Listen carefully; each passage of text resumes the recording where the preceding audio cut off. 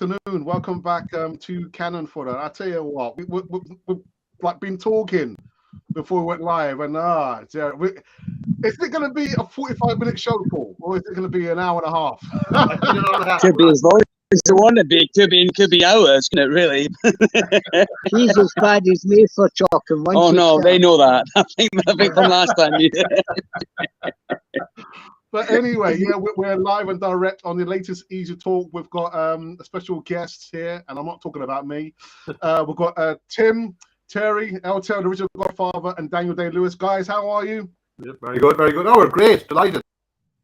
And delighted, obviously, to meet Peter, and I've been on with Paul before, so really looking forward to it, and it's a great opportunity. And look, I suppose we're the other Celts. We're across the Irish Sea, so we're going to have a hand across the water with Peter. And what we might touch on later, of course, is that back in the 60s and 70s, there were a lot of Scots players, ball players, that went south and made a big name for themselves. Alan Dalzina, dare I mention, Tottenham. We had Jimmy Robertson that we're talking about. We had Frank McClintock. We had George Graham. We had Eddie Kelly. And those last two guys, Frank and George. John White played for Tottenham. John White, yeah. And a nice story for you will be that Frank and George Graham are still great mates. They sort of both live in Southgate. There's a fella that runs. We used to nickname me and Eddie Kelly the Cray Twins because they more or less won. They more or less won the club. Frank was a big influence, and George. Oh yeah. Don't forget, I played with George 3 years at Pompey as well. So I know George. Wow.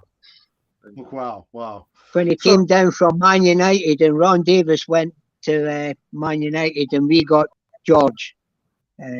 Stroller, as they called him. Yeah. Well, the good news. Yeah, you know, Charlie George in his book says, Peter, if you had scored that goal against Ajax, we'd have won the European Cup. But they don't mention George's own goal, where it was a long ball, and George's running back. Bob's come out his goals, it's glanced off George's head and went in the net.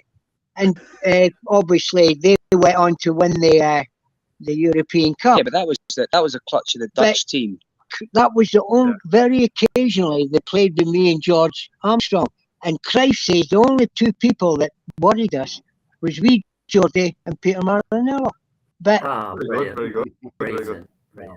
It's and we're great mates. There was not that team that won a double. They won it not because they were the greatest players.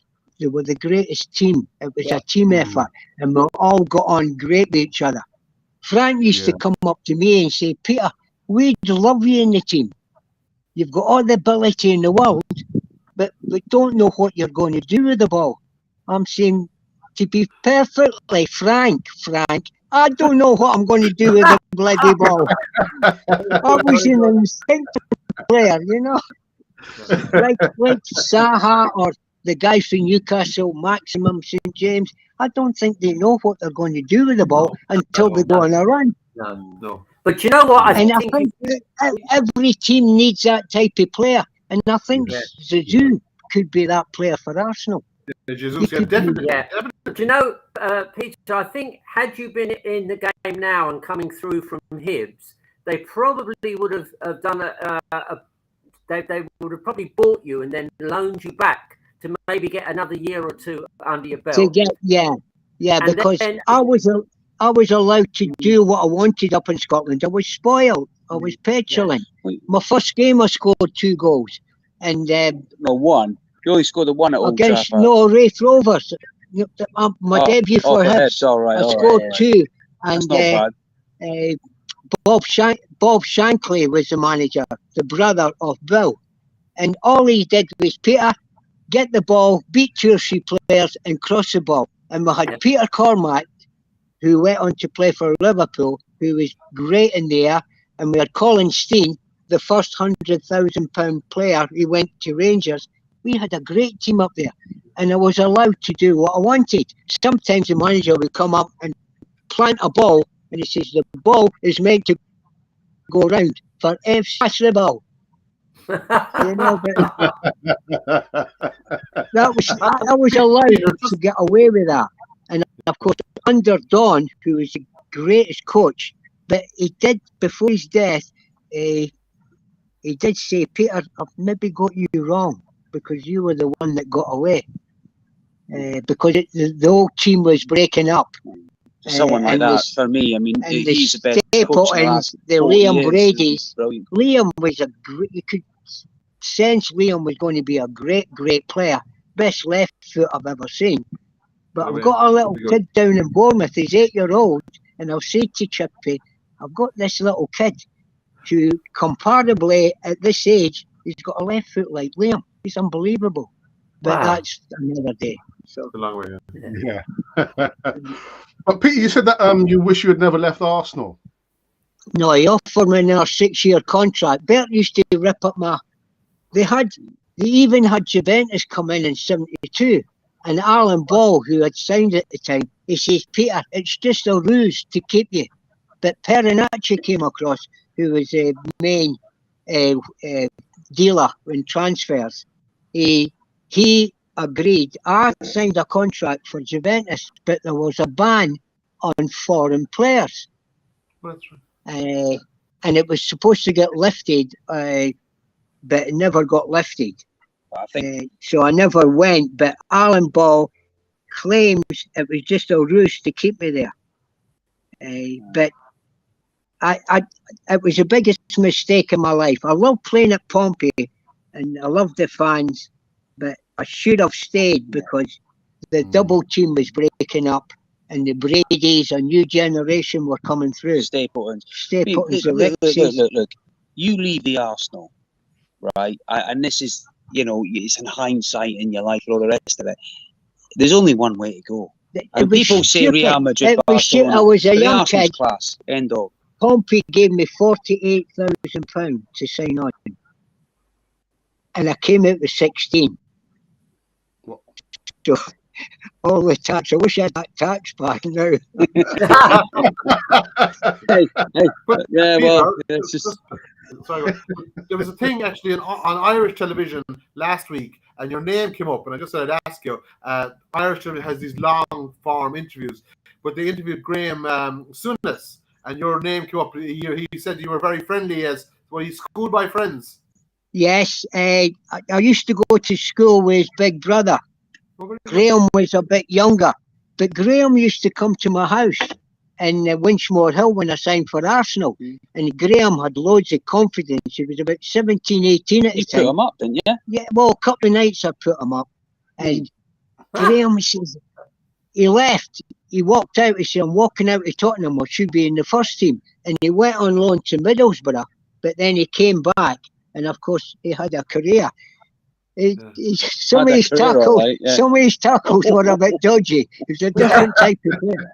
But I can mind his first game back in Scotland, Hibs against Hibs, and there was nearly a riot. Sent off. Right, and then I think Galatasaray versus where the fans went mad because he pulled up the flag and stuck it. You don't. I mean, some of the stuff.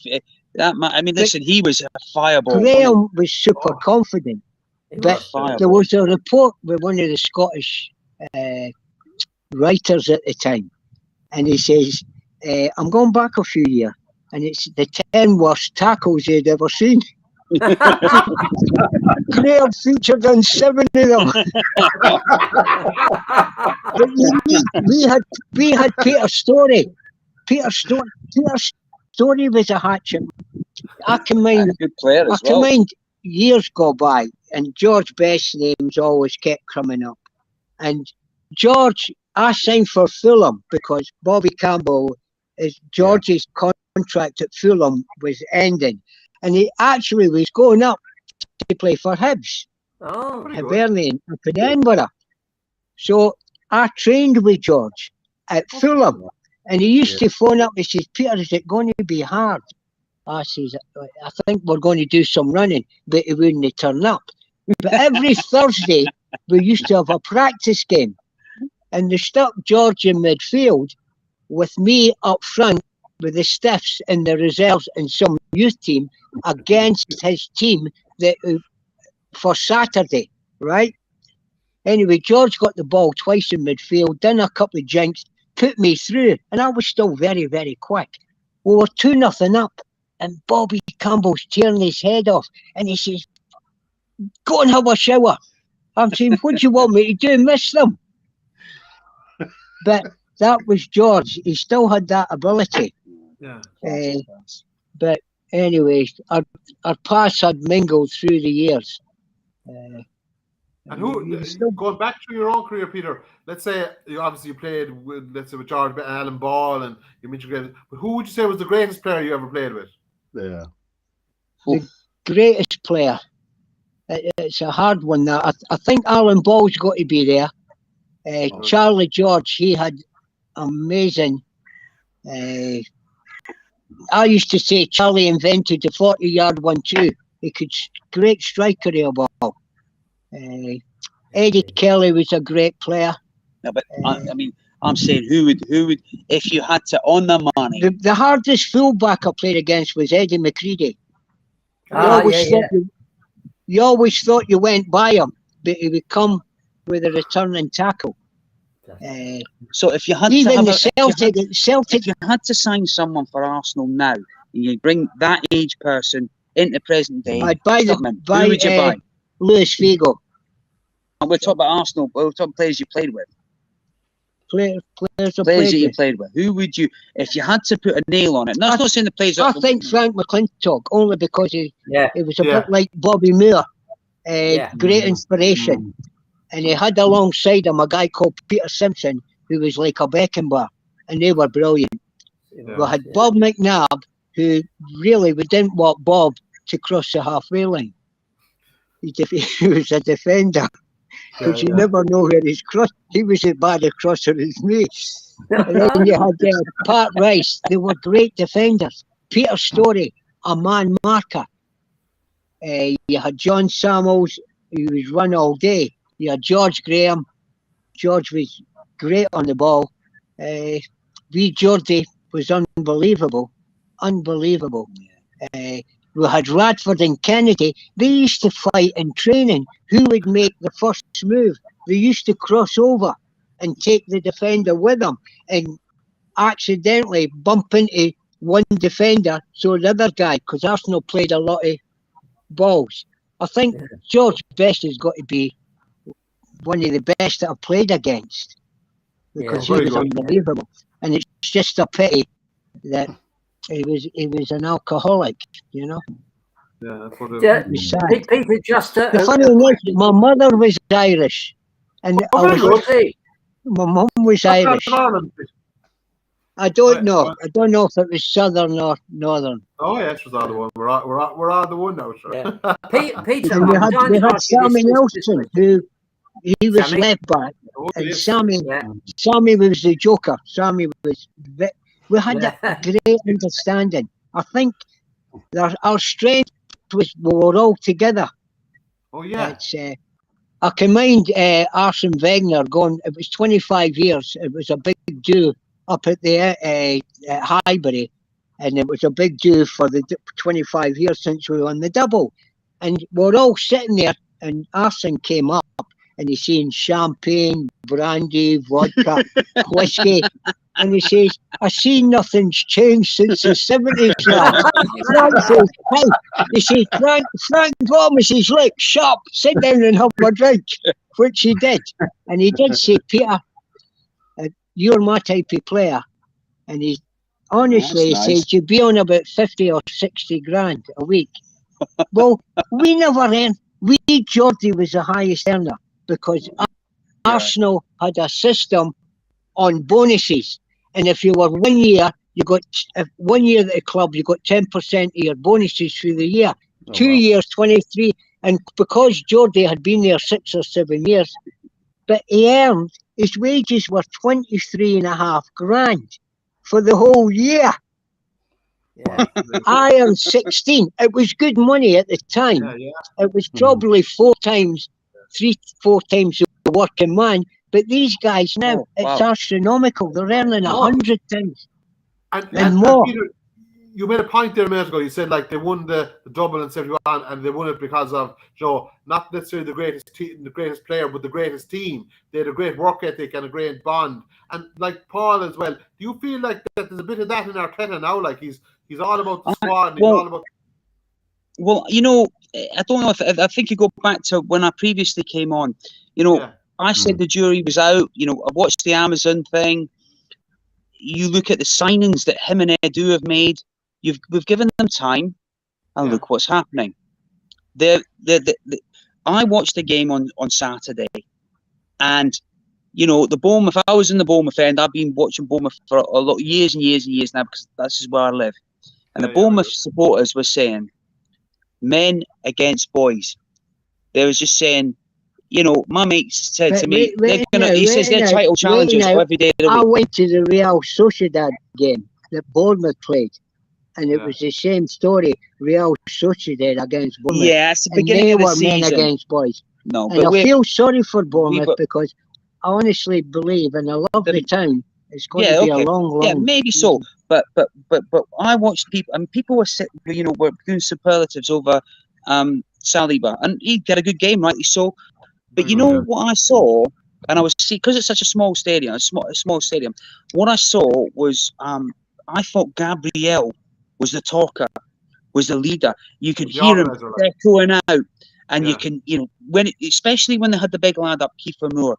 He's a big chap, and he's a giant. And listen, don't get me wrong, that lad can finish. I've watched him in training and whatnot, and I thought Gabriel had a good game in terms of his. You was talking about Frank McClintock. You're talking about people that will bark orders. Like Tony Adams, or even a John Terry. I was very pleased what I saw from Arsenal's perspective. I rate Zinchenko incredibly highly. I think he's a brilliant signing because the problem we've always had was Tierney. We all love Kieran Tierney. Everyone loves Kieran Tierney. But the fact of the matter is, the lad is at Celtic. He's got injury prone, so he's going to play 20 to 30 games a season. That's a fact, and that's how it's going to all. Well, no, but given his career, if you look at his career and you look at the amount of games he will play, Zinchenko is the perfect signing for that. Because Zinchenko, if you get Tierney back, you can push him into midfield. Zinchenko for me is fantastic. I mean, Jesus, you don't need to say any more, do you? Really? I mean, he's absolutely outstanding. I think if Liverpool don't get their act together quite quickly, we'll be well clear of them. Honestly, now you've said they got a good start, Arsenal, which they have got a good start, and they maintain that. I think the confidence will grow. Yeah. And I think they'll be a real force to be reckoned with. But what do you fellas think? Do you think, like what my dad was saying, an old head? Your dad mentioned it there a few minutes ago. They were talking about Irish media, like last weekend was, as they fascinated, was what they call it, the sports washing derby, Man City versus Newcastle. But like they were all about Alan Saint-Maximin. But we watched the match here, the Arsenal match, and Jesus was way better in my eyes than Saint-Maximin. I thought he was outstanding. And the control for the first goal. Like we said, after 7 minutes, we said we could give out man of the match now. We said because but did you see his strength? Did you see his strength when he backed off the centre half? So maybe he never got that freedom. I hope Arteta gives him that freedom because in Martinelli as well, you've got two brilliant players there. Well, the thing is, you got the Brazilian connection, and you were saying earlier about the close-knit thing that you had in the 70-71s. It seems to me they're getting nice and close. The Brazilian lads in there, and if they maybe add a sprinkling in there, I don't know. I just think I'm hoping that Vieira that they've signed is that sprinkling. But we don't know. Going back to our time, you had 16, 17 players in the squad. Now, the old adage, you never change it. When you've got teams now, 38 players in the first team squad, how does a manager know his best team? And then because this thing comes Paul, you made a great point there, or actually it was Peter, Joe, that in Man City there's a bit of the church of Pep, and you have to conform. But I think Arteta is a bit more easy. He's letting players play. I think he is. I think he is, because it looks as if Martinelli is allowed to do what he wants. And why not Azu? Because Azu looks sensational, you know. Well, I think look at signings. 45 minutes. You think you're looking at what players are going for, and you look at what Arteta got Zinchenko and Jesus for, and you just think, hey, we have just had a shot, right? Listen, I get Spurs have strengthened. They look strong. We look strong. I'll tell you what, Chelsea and Liverpool must be bricking themselves right now, because I'll tell you what, we look the team on form. You know, there's no question. But I do worry about the other lot. I do, because they've signed well, they're not playing well, and they're getting results.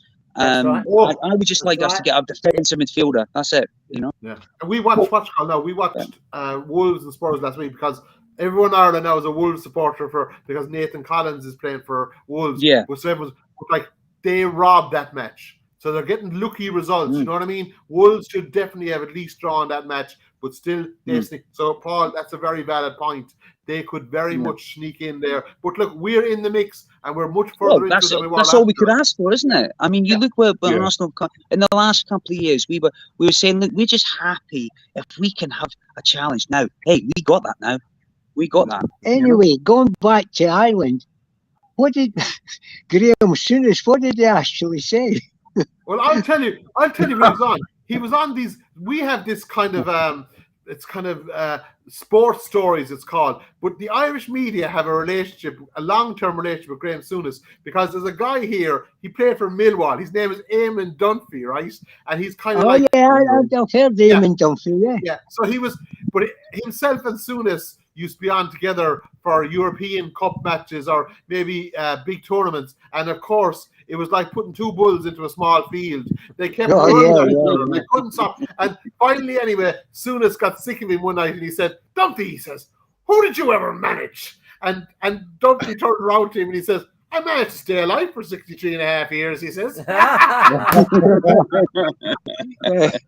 Peter, can I bring you back to 1970?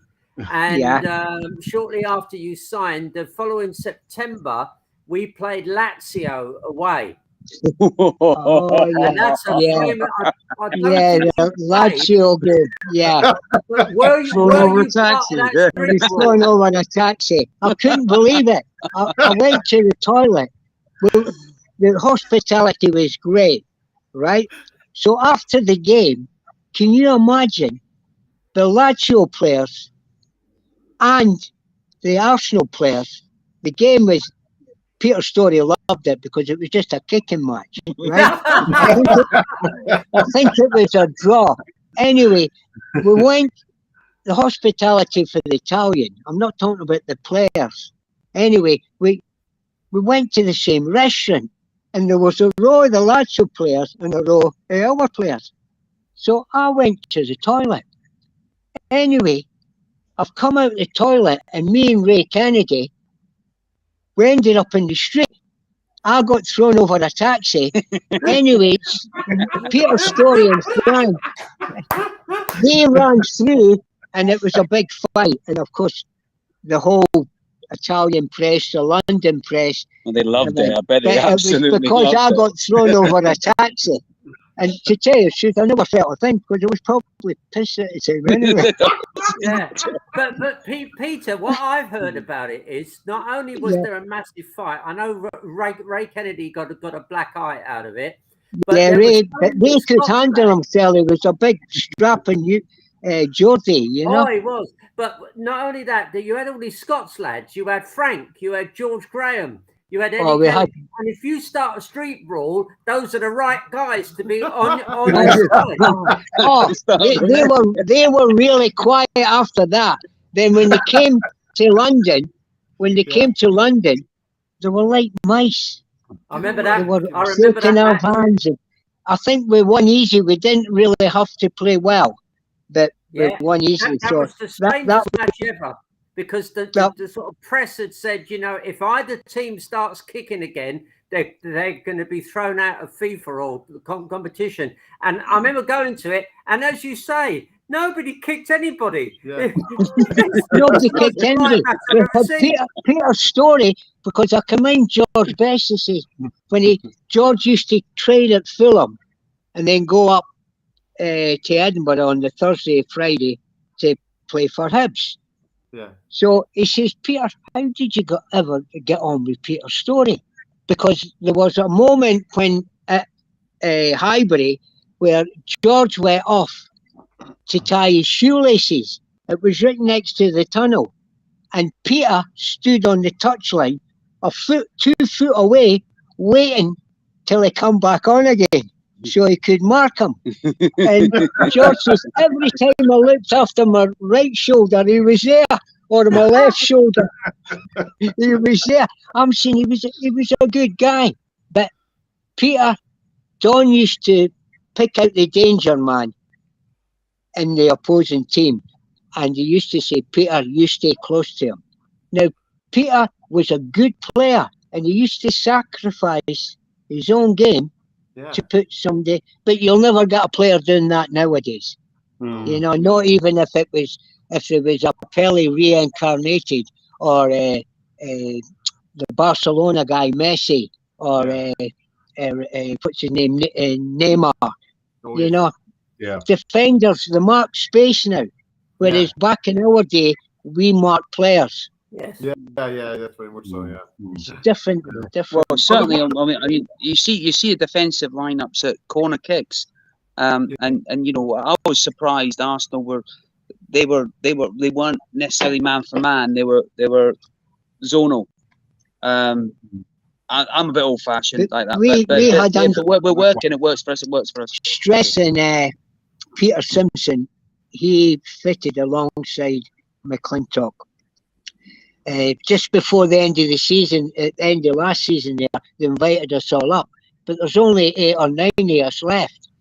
There was more widows and offsprings than anybody else. And it's good to get, because we don't know when the next time. You know, there's so many of us have passed away. Ray Kennedy, Lee Jordy, Jeff Barnett, John Roberts.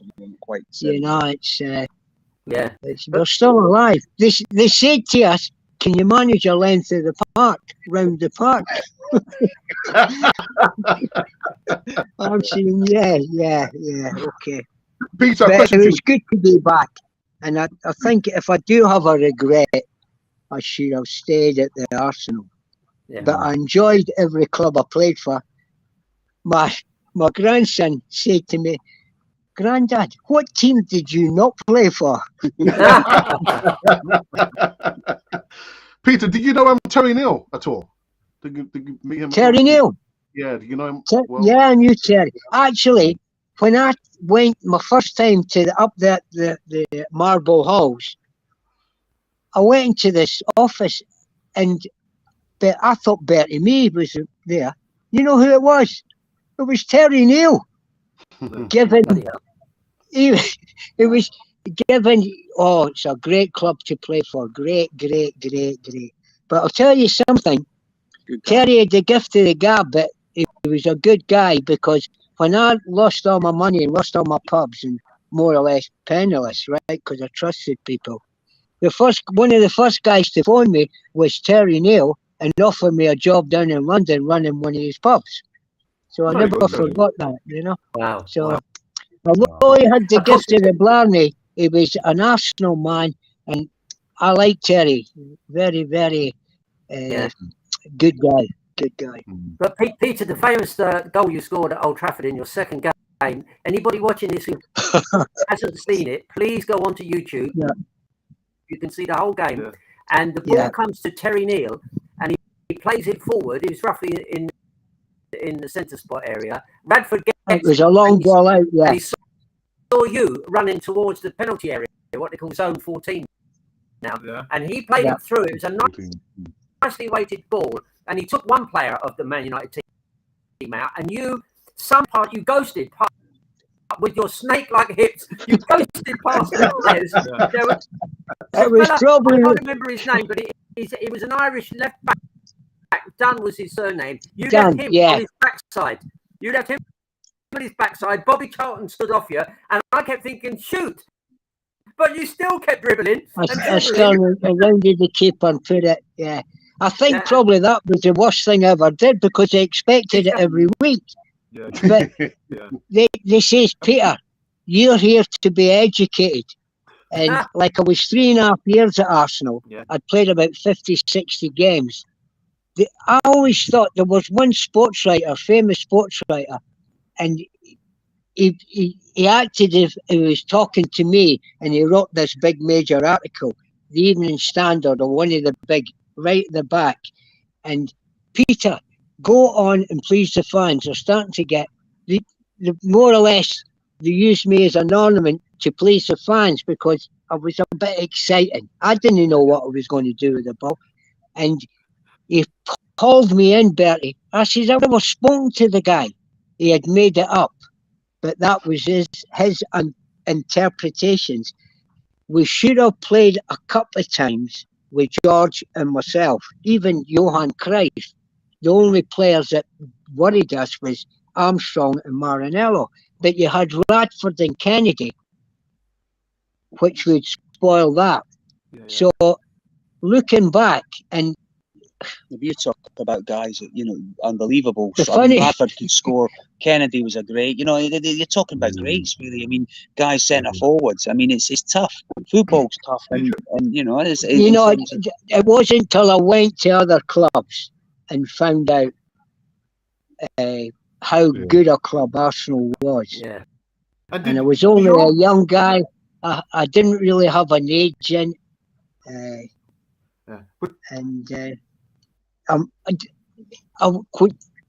double team was breaking up. The Brady's were coming through. I'd love to play with Chippy. What a player he was. Because I think he phoned me up and said, do you think I should sign for Juventus? And I told him what they had offered me. They'd offered me £75,000 to sign on. I'm going back to 1972. Plus wages. The only thing I had to pay for was apartment. Well, Liam got, I says, you're made for life. That's if you want to leave Arsenal. But I suppose because I was Scots-Italian, I couldn't even speak Italian. My granddad was Italian. Spaghetti bolognese. And of course, they put a ban on foreign players because Joe Baker, Dennis Law, and Jimmy Greaves got in a car accident in Rome. And the band, the Italian FA banned British players because they didn't like the British culture. But then win or lose, have some. Win or lose, have some. That was the British culture, because most of the players did have a drink, apart from maybe. No, now it's just not as often. There was nobody really, and of course I can wind on how before the double season, he got me, Charlie George, and Eddie Kelly. He says, Eddie, you're going to be captain. You're the Arsenal for the next 10 years. I've got the three best youngsters in Britain. We were saying, aye.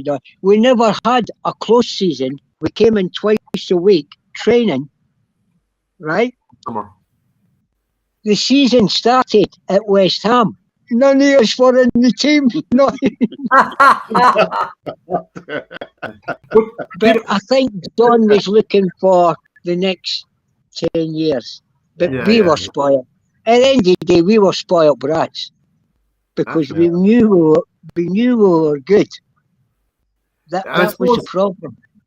Players are probably thrown in too quick, Yeah, like and Eddie, these players were around a while before they got their chance. Like maybe in that era, you were straight in, and Joe it was probably too much pressure on someone too young. Like, well, Martinelli's something else. He's the one. He's just, for me. Everyone's talks about other players, but Martinelli is just gold dust. There isn't an airy anticipation when he gets the ball.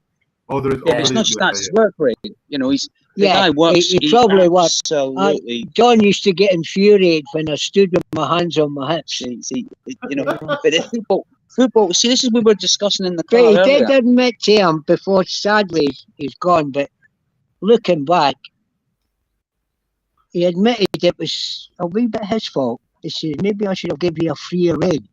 He says, but you had plenty of time.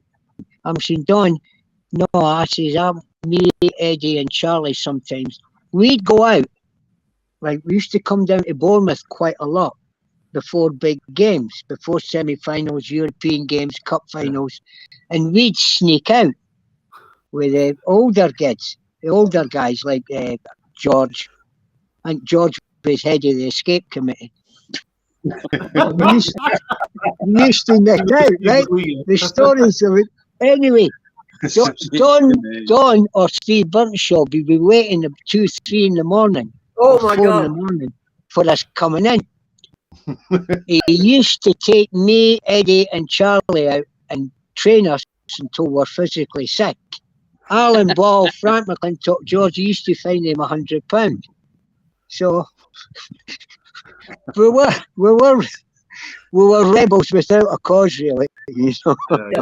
Peter, it's interesting you said that fun. your first house was, or your first place to live was Winchmore Hill, which is a very lovely part of London. Did the club, I was just wondering, how much the club looked after you?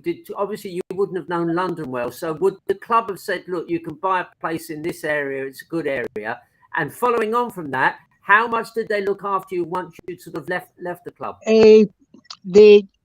I stayed with a woman called Mrs. Jones, and she was a lovely English lady that had a lovely daughter who used to sunbathe nude in the garden. Oh God, here we go.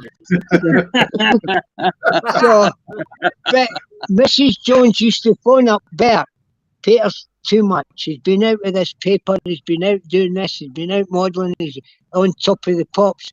So they reined me in a little bit. Peter, you're doing too much. You're doing too much. And then my girlfriend came down from London, from Edinburgh, and we bought a house. And at Arsenal, it was a 4-bedroom detached house. Lovely. You know, which was, it was all good at the time, you know, but I was probably doing... Winchmore Hill. Up in Winchmore Hill. Winchmore Hill, yeah. I mean, that would be worth millions now. Yeah. Well, it's probably worth millions. I bought a house in Fulham. When I signed for Fulham, I think I paid 48 or 50,000 £50,000, and I paid cash for it. You know what I mean? And I sold it for 80. It was sold last year for 1,600,000. Oh my God! It was the next street to where you know, the famous presenter who got shot. Jill Dando. It was right next to Craven Cottage. Oh yeah, nice area.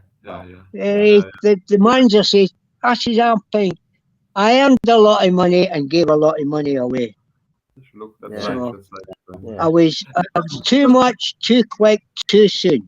There was nobody there. See, nowadays they've got agents, and they've got people, financial people. Your money's put away. You're managed. Even the Arsenal lads have helped me. They had a dinner for me, different things. And John McGovern. You remember John McGovern, who played with Forest and Derby? I got in touch with Charlie George and said, "Do you want to earn some money?" And you know, I came down to London, signed up. I've had a lot of help. You know what I mean? That's good. Different things like that. But I had too much, too quick, too soon. Yeah. And just I liked to gamble. Me and Alan Ball got drunk. We were at Newmarket races. We stayed over the weekend. We bought a racehorse called Go Gunner.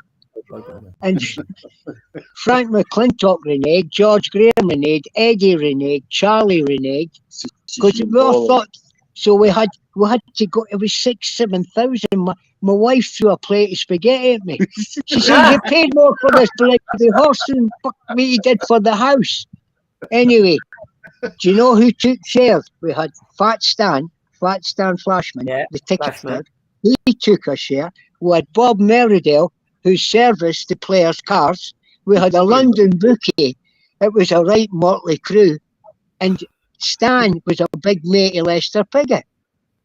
So he used to get Lester to ride it.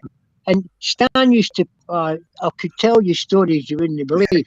Anyway, it was a good 2-year-old, and Susan Pickett, Lester's wife, wanted to buy it. We paid £6 or £7 grand for it, plus £150 a week. But it never trained on as a 3-year-old. It won 3 races, but I got carried away, and of course Alan liked to bet as well. We Bolly liked to bet. I can mind one time he had another horse called Cargan Prince, and it was running up at air. But the trainer says, "We don't want you two to come up, because if you're up there, the odds have dropped." Anyway, it broke the track record, and we did have a few bob. Last story about gambling, I was playing for Pompey at the time, and Go-Go Gunner was running in the 5:38 Newmarket. Right, we had just got stuff 6-2 with Villa in the old second division, right? So Ian St. John was manager. So we're on the bus going home. So I says to the driver, "Go and put on Radio 2, you'll get the late results." Everybody in the bus had backed it. Even St. John, the manager, had 20 quid in it. Go, Gunner, it won the 5:30, we're all going, you think we just got beat 6-2. St. John says, "Stop at the next fish and chip shop." That's a true story. There's no words for that, is there? There's no words. Can you imagine that happening nowadays? No. But I was just to go back to the football for a second, Peter. I was watching some of your clips, and Joe, your earlier career. You were brilliant, Joe. You were a finisher, an outdoor finisher. But then I watched some of your career in Motherwell. Did you become more of a kind of a creative player in your later career? Yeah. More simple. Yeah. Well, I think Bob Shankly, Bill's brother, who managed at Hibs, he says, "Peter, if you get either the left wing, I couldn't cross from my left because I couldn't kick with my left, really. I played on the right." He says, "Get to the dead ball line and cross the ball," because we had Cormac, we had Collinstein, who were great in the air. And he said, "If you get to the dead ball line 6-8 times, that'll do for me." And it. Well, Motherwell, because you were captain in Motherwell, didn't you?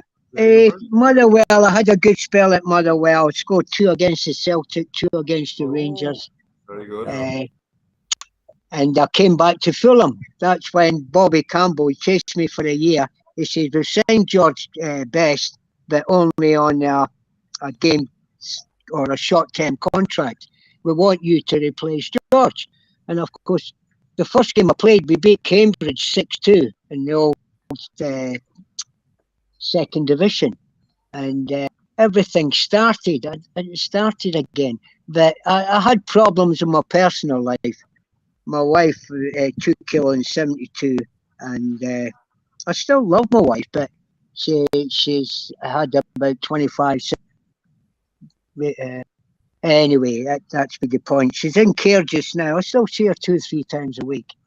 But there's a story behind it. Everything. Yeah, you missed the cup final. I missed the cup final against you missed the cup final. Yeah. I think because you had to go home. Yeah. But these things. This is what I was saying before. Maybe when I was saying and when we were chatting, Alex, before is that what people don't see is footballers are human beings and they have issues outside the game, and people don't necessarily see that or know that. And like, why is this person playing? Why is that person not playing? I mean, I think you had who did you have on? I think Hibs, for example, had a player that played on Saturday and had his dad died, and I think Lee Johnson, the manager, was saying how strong and he said it's a credit to his player, credit to his family, because he wanted to play. But you see different issues on. Different times, don't you? We don't see the human element of the football player. We just see the sort of the things that we're given on the media. Everybody used to say, "Oh, did you get on with Geordie Armstrong?" I said, "We're great pals." We used to take young kids in, young trialists or young, and then George would phone me, "Oh, this guy's a wee bit of a handful." I said, "Well, I'll take him in," or vice versa. So It was a close, and I think that's the strength of that team. We'd beat anybody, honestly, because we felt, all right, maybe 1-0 to the Arsenal. We were a bit boring, I suppose, but they used to say, "Oh, bring Peter on, he'll please the fans." But I wish they had played with me and Jordi Moore together. A few fans would probably, but would have done. But the thing is that it should be lucky because a lot of other people didn't have. Even the Queen's reported to say, "Who is our favourite player?" She's a Gunners fan.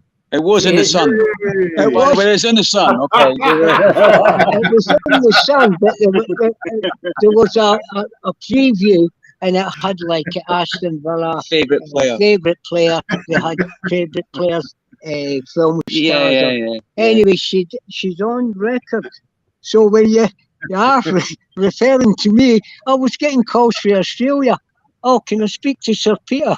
I love it.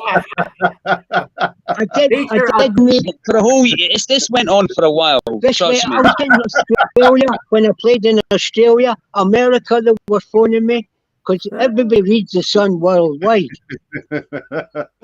Anyway, Peter, I don't know if you've heard this story, but around about the time Arsenal signed you, of course, although Don Howe was probably doing most of the coaching, the figurehead, the sort of manager was Bertie Mee, and he was before he became manager, he was physio, and he was straight out the army, short back and sides haircut. He was the best physio in the country, by the way. Yeah.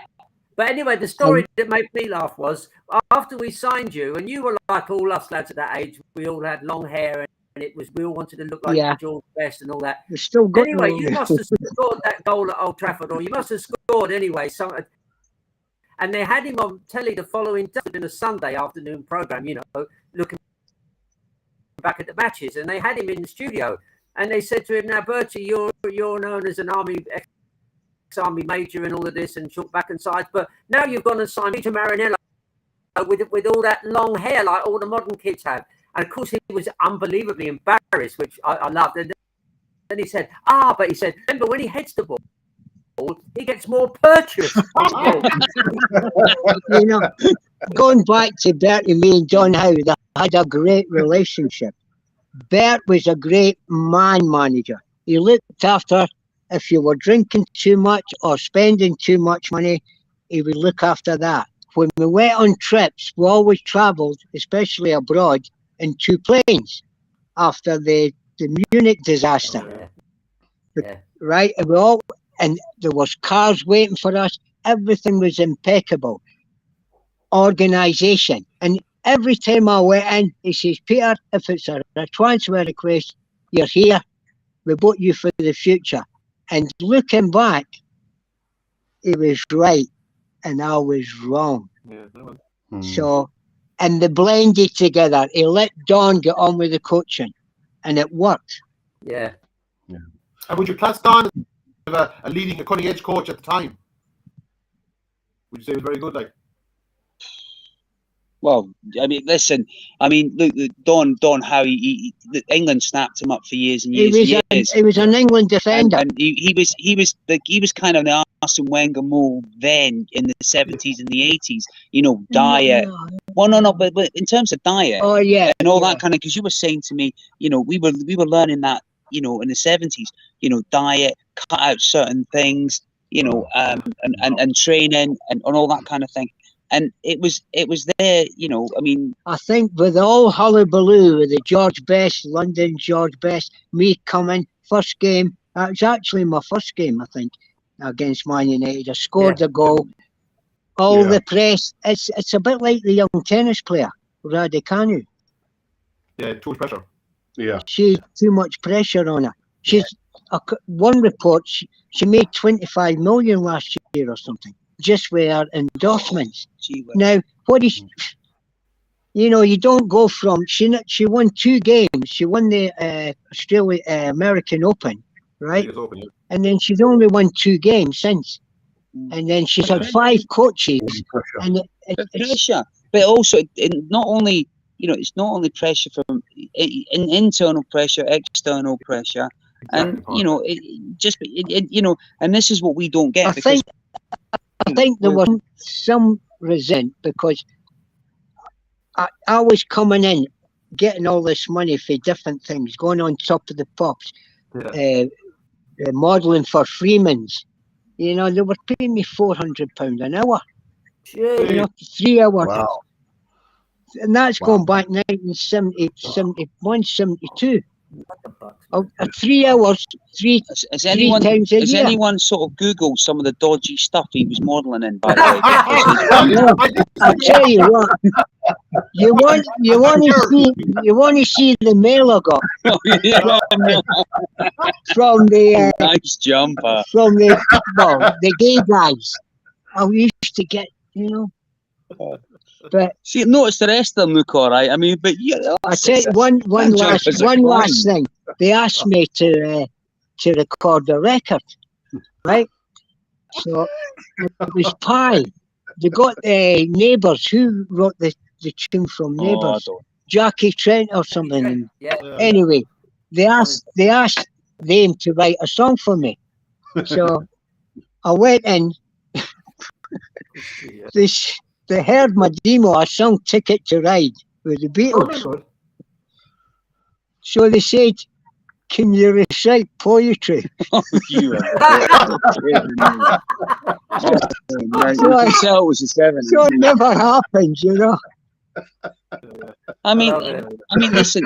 There's such. We were saying in the car, like on the way when I picked that up on the way just to come to mine, and we were looking at it, and we saying, over the years, the game has changed. You were saying, well, the game's still football essentially, but the differences are the playing surfaces.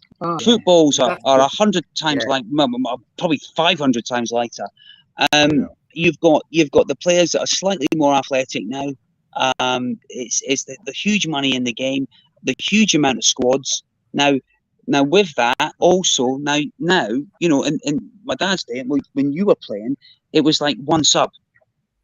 Or now, we can have 8 or 9 subs on the side and 5 subs allowed in the Premier League. That's a good idea. You didn't have the outfield team, in other words. But I think also back in those days, you had a good chance of bumping into players around Highbury or whatever. I remember probably about 69, 68, we used to go up from school when it was half term up to Finsbury Park on a Friday lunchtime, and the players used to get their cheque and put it into Barclays Bank. So that's right. Famous work went round school, get to Finsbury Park, Barclays Bank. So I remember we standing there, and Frank McClintock goes past, George Graham, all the lads go past, signing autographs, fine. Then they go in and deposit their checks, and then of course we're hanging around. Where are they going next? There was about another 6 or 8 shops down. There was a Wimpy bar, and they'd go into the Wimpy bar, right, which is all glass fronted. And they'd buy the Wimpy and chips and that little round thing that held all the tomato sauce. And we'd be hanging about outside. That's right, yeah. We're trying to have their Wimpy and there's all these oiks. We'll go, it was easy access to the players in these days. Yeah. Nowadays, it's sadly it's not. Well, when you think now, you think even the average football player, in terms of, and I don't begrudge their earnings or anything like that. Good luck to them. But you think about what they're earning. It's a lot more serious business. I mean, it was serious then, of course it was. But you think how serious it is now. Is that if you're caught going out having a drink or anything, we had an incentive to win a game because we're on bonuses. But how can you give a guy who is earning 50, 60,000? How can you give him a bonus? You could give him a bonus. Probably the bonuses are structured if you get in the top 4, if you get in the Champions League. But we used to have a strange bonus when I can mind coming off against West Ham, and it was 2-2. And David Court, who played in midfield, David's rubbing his hands. He says, "That's 140 quid." I'm saying, "What are you talking about?" Because when I signed, I didn't know what I said. We were on a part of the gate over 30,000. So whether we won, lost or draw, we always got crowds over 40,000. We used to get an extra 100 quid, which was a lot, 120, which was a lot of money back then, because our basics were only between 50 and 80 pound a week. But we could treble our money, and we were on £55 an away win. Nothing for a draw, and obviously if we finished in the top 3, we got bonuses. But like what I says, when we won the double, George was our highest earner, earning 24,000, which is, in today's terms, it's crazy, isn't it? Sorry, Peter, you're pointing out there is massive disparity now, and I was telling Tim and all the lads that that haven't been around Highbury from the 60s and 70s. I used to go down to Arsenal. Right, I was a school kid, and I put my hand in my pocket. Now I wasn't like 12 or 13, maybe I was 14, 15, 16. But whatever change I had in my pocket got me into either the North Bank or the Clock End. And then if Arsenal were playing away, I'd go to Fulham and watch Fulham play somebody, or QPR. And everybody used to enjoy in London going around seeing different clubs. Now you've got to get yourself a season ticket. You've got to pump in big money. Yeah. Well, I used to go and watch the Hibs or the Hearts. I'd get lifted over. You stand by the gate and Mister, can you lift me over the gate? Yeah. Unfortunately, I get to. I mean, locally, I've got a friend has a season ticket, and his boy goes, and occasionally I go 1 in 4, once every month. It's so expensive, and really, Arsenal are probably the dearest. They are. But you could. But before there was a lot of criticism there. Now they've put their money where their mouth is. Okay, and we have got some. I would say we've now the team. Well, let's just hope they can continue tomorrow. What happened to Edu? And if they win tomorrow, Paul, let's say that they're only a couple of matches away from the United match. United, like, they'll have a good run in. They have the squad has developed, and we get a real test. A real look at them then. Oh, massive test. Yeah. I mean, Fulham. Listen, Fulham ain't going to roll over, because I'll tell you, they've started really good, really well. Well, I mean, look. If we play well, if we play anywhere like we played against Bournemouth, we will. I think we will. It's at the Emirates. I think we'll be too strong for them. But listen, I think Arsenal will be too strong. I watched Fulham and Bournemouth the end of last season, and it was a draw, which meant Fulham went up. And I looked at the two sides. Fulham have impressed me. But they've signed a lot of players since. Right? Mitrovic is a big strong. He'll be a test to Saliba tomorrow. Tomorrow. Tim and Eric, how are you for time? Are you okay for time? We're here. We have to go by midnight, but Paul, quick question. I have to give a shout out to Tim now. I've been helping Tim with grassroots sport. This is a hurley. Okay, this is what these kids play with. I think they had a thing called shinty up in Scotland for a while. Oh, shinty! I think that was before my time. Yeah. It would be. And Tim's team they're under 14s. They won the championship last year. And I was happy to ride shotgun with him, and they're doing brilliantly this year, and it's a delight to be back at grassroots sport, where I'm sure Peter loved grassroots. It's great. Well, Paul coaches. Well, I manage a Christchurch under 11s youth. Oh, very good, very good. And I do. I mean, I'll be coaching in the morning. It's great seeing what you can give back. I mean, I was lucky. I had a lot of wonderful coaches. My dad coached me. Me and him, he would be slagging me like you wouldn't believe. But I had some good coaches. I mean, managers, and they spent their time and efforts on young people. And I think it's harder now because you've got to go through the welfare courses, CRS and all rightly so. But you've got to make sure that you've got your first aid. You've got to make sure that you're level 1 and whatnot. Your FA level 1 coaching. So I enjoy doing it, and it's something I enjoy, because obviously I can't play any, because I had the hip replacements. I had 2 hip replacements, so I can't play anymore. Mind you, I did play football. I shouldn't have got told off the other day. But yeah, you it's just great to sort of be involved still. It's very good, You know, and my dad occasionally helps me out. We're coaching a little guy called Mario. That's his father's from Kazakhstan, and the kid is in Bournemouth Academy just now. Very good. He's only 8-year-old. Too young to make he's assessments, got a but left he likes foot, to train. Left foot. What's his left foot like? Oh, it's a wand, but there we are. But I mean, look, there's so many kids. I mean, if we've been watching all of these, if anybody on the call, ask George Graham when we're up there, right? Sorry to interrupt. What's the main asset now in a player? Yeah. And he agreed with me, pace. Yeah. You've got to have pace in the modern game. And is that because the defenders, like, if you look at it now, like Zinchenko to me is fulfilling a great role. He's going to be brilliant.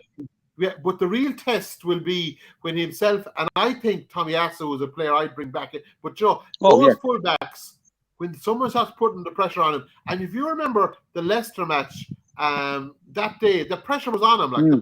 They had to defend, and they held up. And if you remember last year, we were really drawing matches we should have been winning, and we were probably losing because our defense couldn't. There was no outlet.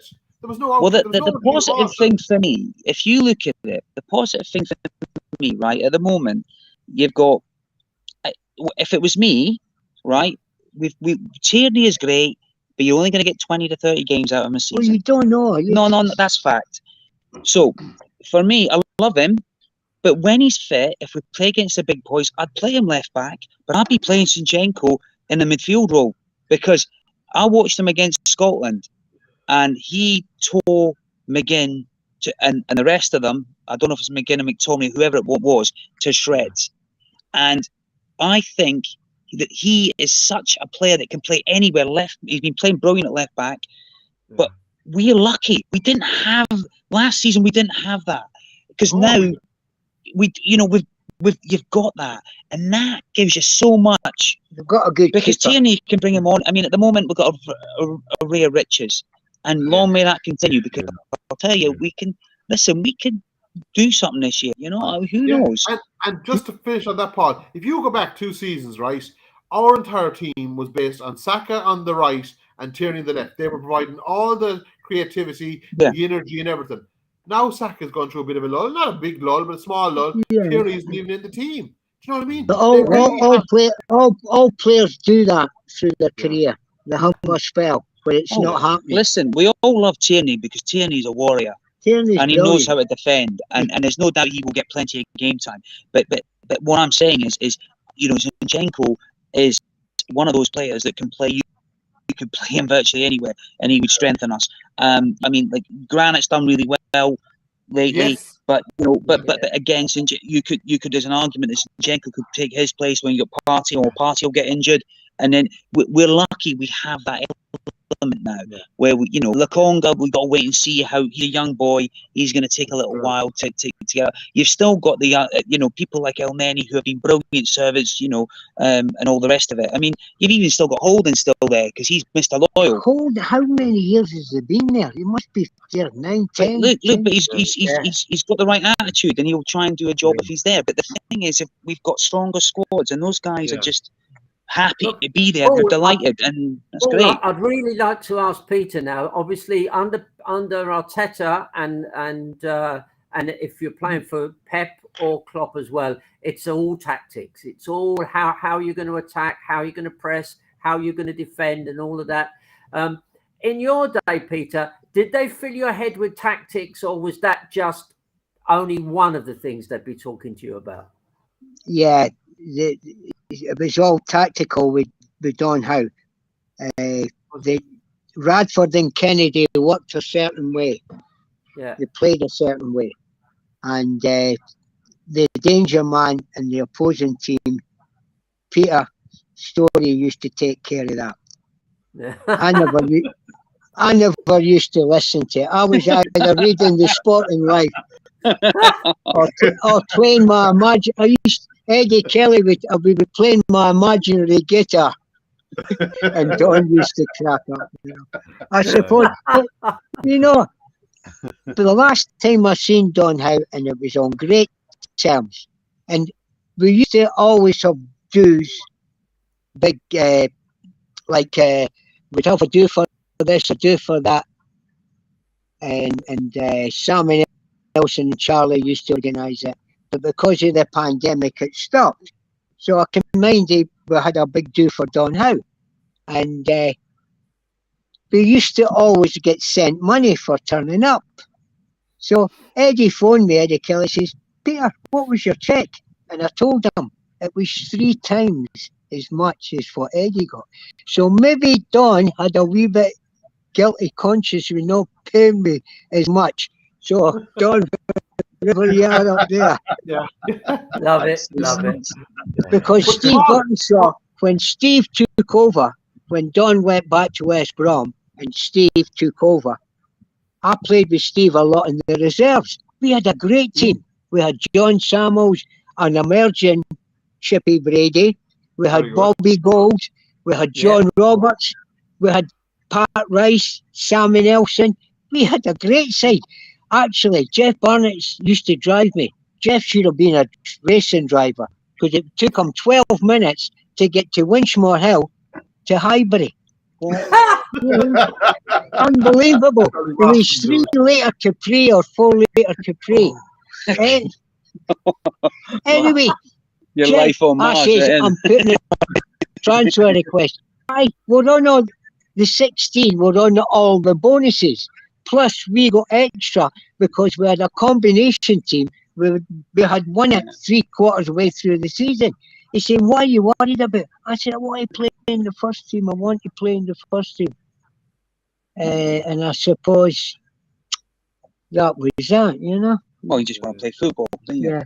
But Jeff was quite happy, although he's no longer there. And it was a bit sad when we went up there in May for the Leeds game, and they gave us this and they gave us that. I'm looking for the cheque, but there was no cheque in there. but Peter, that's a valid point. Is that to keep players happy, like Holding, Mohammed, and Eddie and Tech. I respect him great pros because he's been there so many years. Well, he does pros. Well, but maybe I'm thinking, should they go for Maguire? No, we've got Gabriel and they've got Gabriel before they bought and Saliba's magnificent. Well, before they bought Saliba, they could have maybe nicked Aka. Okay, but I think we've got. I think now I've watched Gabriel. I thought I was impressed with him. I'm impressed with Saliba. You got Ben White. You got Holden. I think for me, we've done all right there. I think we're solid enough. I mean, I really do. We've got Tommy coming in. Right back. Do you not think we might need a central defensive midfielder in case? Yes. But you were saying, I think you were saying that an old head, an old head in there. Now they got this lad Vieira, but he's a young lad, another young Portuguese player. Is he not the lad that the playmaker? It'll be interesting to see what he can do. But what we someone centre midfield that can dictate, but they don't grow on trees. Are they going to improve? Are they going to improve the team? Very difficult to improve that team because it's. What I saw on Saturday, they were very impressive. We really were. And there was a thing you mentioned Granit Xhaka there a minute ago, but I remember in the first 10 minutes last day, Granit Xhaka was so far up the field he was actually level or even slightly past Gabriel Jesus. But I felt that was because Zinchenko was providing that kind of pivot. He was covering the central midfield. So I agree with that. Paul, that's the best point you made tonight, is that he could be a very, very important player for Arsenal going forward. He was confident in going that far up the field because they obviously rate the guy. But what shocked me is I found him play more when he was with City. He was playing more and more, and I was watching him, and he looked like boundless energy, and I thought, he's a good player. I was just shocked. The two of them for the money that they've sold to Arsenal. I think City will live to regret that. I really do. And another thing is they have a winning mentality. They've been part of teams that have won championships. They want to win. And okay, it was great being part of winning, but Jesus in particular, he was a small bit, in there, out there, a bit peripheral. Now he's the main man. He wants to, and let's be honest. Confidence. I mean, look, confidence. Well, don't forget, he was pressing to get away because he was like a bit part. But every time he came on, he did great.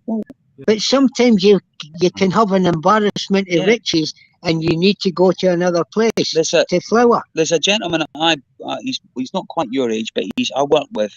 He's maybe in his late 50s, early 60s, and he's a big City fan. And what he said about Jesus, he says he's just such a good player. Every time I see him, he's played well. He's just surprised we've sold him.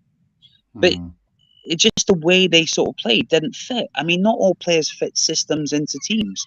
And it just feels that he's the main man, and he's got a lot of people that are there that are Brazilian with similar cultural, and I just think that it just seems to fit, and sometimes that's a good thing. So the thing is, this Premiership is going to be interesting this year because we fancy ourselves, and City always fancy themselves. Liverpool will probably come again. But, hey, we ain't what we were last season. And I'll tell you what, no one will fancy coming to the Emirates. I'll tell you. No one. There's one more question. Sorry, guys. One question before we close the show. It's coming from John. And the question to Peter. Peter, what was it like playing in the North London derby? I don't think I played in the North London derby. No, I never. I played against reserves, I can mind you playing against Steve Perriman in a reserve match, but we beat them. The only time maybe I did, I can't remember. Played against West Ham at Highbury. Played against Crystal Palace. West Ham would have been threatening. Very small ground, crowd on top of you. Played against who else for London clubs? Chelsea. Played against Chelsea with Fulham. Played against Chelsea with Arsenal. I don't think I played against Tottenham. Okay. No. Actually, I was to sign for the Hibs scout. Says Peter, I've had a phone call from Bill Nicholson. Do you want to speak to Tottenham? I didn't want to leave Hibs. And he says, Man United were coming. I thought, what? I was only a kid, 19. I'm saying, let's go back to Edinburgh and we'll talk about it. But Gordon Clark, who was responsible for Brady and the Irish contingent, what's his name? The centre forward. Stapleton. He came back to Edinburgh with me. He says, I'm not losing you. So it's more or less with Gordon Clark that he stayed overnight in Edinburgh, picked me up in the morning, went to see the Hibs board, and the chairman says, we didn't want to lose you, Peter, because you're my wife's favourite player, but we can't turn down this number. This 110. So Hibs gave me an extra couple of thousand. So I signed with Arsenal. But I can't remember. I never got a chance to speak to Bill Nicholson. Maybe they were playing more flamboyant football at the time. But who would think the Arsenal team that I joined would win the double a year and a half later? Absolutely. And Don Howe, Bertie Mee, Frank McClintock were the three main reasons it happened. Plus, we all liked each other and got on. There was no animosity, no jealousies. There was a little jealousy at first with the younger kids. How was this upstart coming? And I was earning more money outside of the game. A bit like that, what's her name? Raducanu. Yeah. She's found that she was earning double, treble, 4 times the money. Wow. Instead of concentrating our own game. And Yeah. maybe I let that lapse. I always had the ability or the confidence more in ability. But maybe I should have stayed at Arsenal and sort of You learned how can't to. put old head on But young you can't. shoulders, can you? That's the issue. We were forgetting, and these boys are And don't forget, 20s, I had a 19s. Scots, Italian, Irish background, and that is a heavy mixture. You know, that is what Well, anyway, listen, we've come to an end on this show. My time's actually run out. But before we end this one, Paul, Peter, Paul, I've got a funny feeling we might have to do a part 2. We might have to do Yeah, absolutely. I've got thousands more questions to ask you. Well, listen, we're always available. You know that. It's never a problem. Oh, it's always great. It's a real. It's great to have a chat. You know. Fantastic. it's good to go back and It was brilliant. Yeah. good memories. You were Good very memories. insightful, and it was great. You gave great stories, Peter. Brilliant. And Okay. Peter, when you think you were my hero at school, and to be talking to you, it's just mad. It's just absolutely wonderful.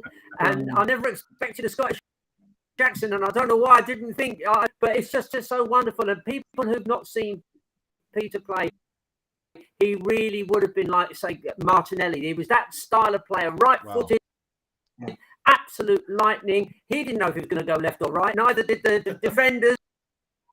And listen, don't worry about it all going a bit pear-shaped later on. You've given people of my generation so many great memories and so many thrills. Right. Thanks very much. Thank you. Actually, Peter, do you still play a bit of footy? Thanks for having us on. Thanks, guys. Yeah. Thanks, guys. Do you still play a bit of footy, Peter? Do you still play a little bit? No. I coach. Paul's a good coach. Well, I just got a very loud voice. I played a bit. I used to play doubles at the tennis, but sadly my left hip's starting to play up. Now we'll need to get him in again and get a hip replacement. And what I tell you what, work's a treat. So get your back. One of the nicest is to see a father and son still great mates. Yeah. Still good friends. Absolutely. That's what every father wants. Absolutely. Every father wants a son that cares for him, loves him, admires him, and you two, fantastic. Yeah, Freeze him a couple of bottles of Peroni as well. The only thing is, I've got 3 grandchildren and they're all boys. So I'd like a little girl, but I think it's too. Raw Marinellas are coming through. Okay then. It was nice talking to you, lads. Lovely. Okay. Terry, Arsenal. Thumbs up for the Arsenal. Thanks, Peter. Brilliant. Thanks, Brilliant. Okay. So, 3 points tomorrow, I think. Yeah. That'd be nice. Yeah, I will be back tomorrow morning, give some more live news before I head to the Emirates. I won't be going to the game. I'm going to be meeting a friend over there. But yeah, Fulham, my second favourite club, playing against Arsenal. But until then, this has been Cannon Fodder, the channel for Arsenal fans all